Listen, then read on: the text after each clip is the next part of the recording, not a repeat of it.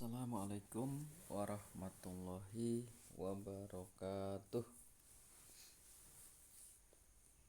Pada pertemuan kali ini kita masih membahas mengenai materi cerpen, sambungan dari video pembelajaran sebelumnya,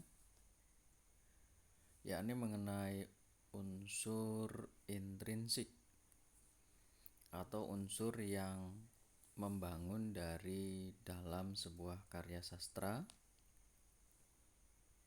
Namun di sini karya sastra yang dimaksud adalah cerpen. Menganalisis unsur-unsur pembangun dalam cerpen. Apabila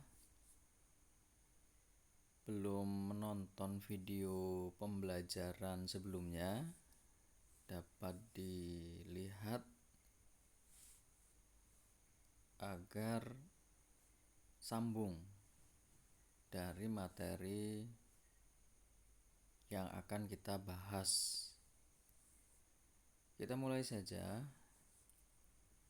Penokohan.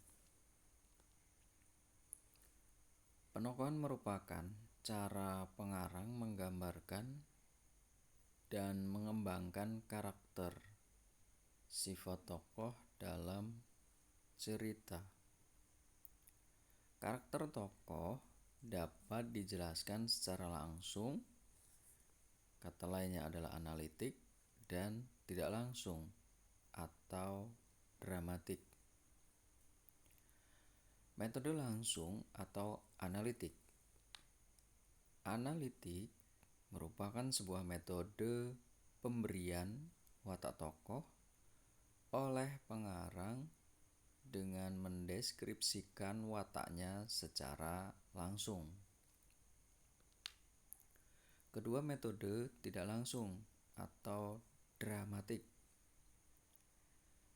Dramatik merupakan sebuah metode pemberian watak tokoh oleh pengarang dengan menampilkan tokoh secara tidak langsung atau tidak mendeskripsikan secara implisit sifat serta tingkah laku tokoh.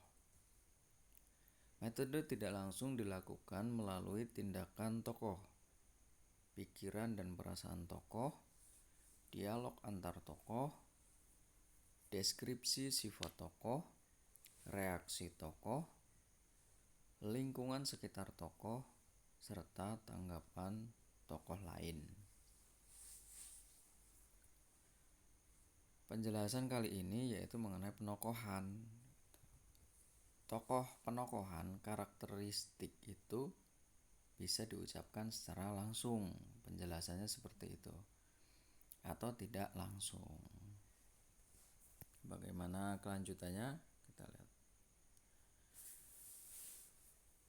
Latar adalah sebuah cerita pada hakikatnya ialah peristiwa atau kejadian yang menimpa atau dilakukan oleh satu atau beberapa orang tokoh pada suatu waktu tertentu dan pada tempat tertentu.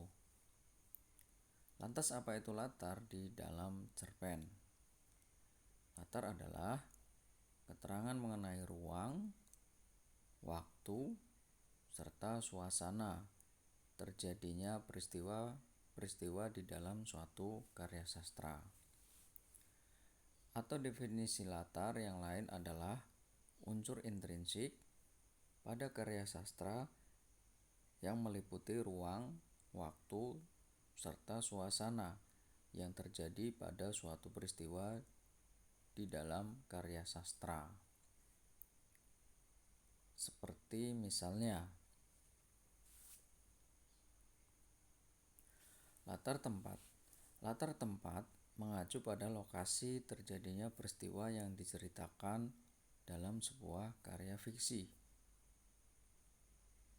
Unsur tempat yang dipergunakan mungkin berupa tempat-tempat dengan nama tertentu serta inisial tertentu. Latar waktu. Latar waktu berhubungan dengan masalah kapan terjadinya peristiwa-peristiwa yang diceritakan dalam sebuah karya fiksi. Masalah kapan tersebut biasanya dihubungkan dengan waktu. Ada latar tempat, latar waktu, dan latar suasana.